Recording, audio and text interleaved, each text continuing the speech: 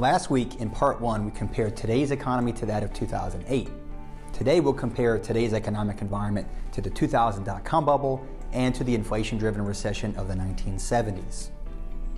The sudden downturn in high-growth tech stocks has led some investors to voice concerns about a tech-driven crash similar to that of the dot-com bubble bursting in 1999 and 2000.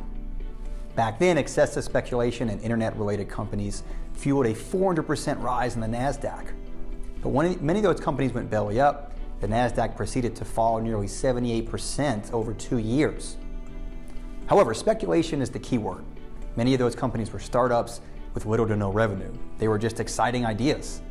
Today, many of the world's most profitable companies are tech companies in the NASDAQ. As UBS CEO Ralph Hamers recently put it, it's not like 20 years ago in the dot-com bubble. We had some models that were just models on paper and not real. The last 20 years, we've been able to show that there are real changes happening in retail businesses and financial businesses, etc.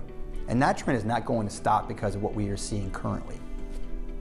And as David Rubenstein, co-founder of private equity firm Carlyle Group, recently said, quote, "A lot of these companies whose values have gone down recently are still great companies. And maybe the value has been overreacted by the market. I think there are some great buys there. I don't think it's at all a case where we were in 1999 or 2000. Now, lastly, in October of 1973, an oil embargo led by Saudi Arabia caused the price of oil to rise by 300% by the time the embargo ended in 74. This caused economic growth to slow, inflation to rise, and unemployment to accelerate. In October 1973, the unemployment rate was 4.6%. By the end of 74, it jumped to 7.2%, ultimately peaking at 9% in 1975, an 84% increase in 2 years. We now stand at 3.6% unemployment rate and have 11.5 million job openings, 2 job openings for every person looking for a job.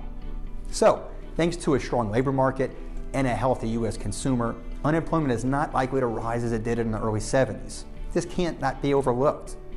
The soft landing scenario outlined by the Fed, one where their policy adjustments help to cool inflation without causing a big spike in joblessness, continues to be a plausible outcome.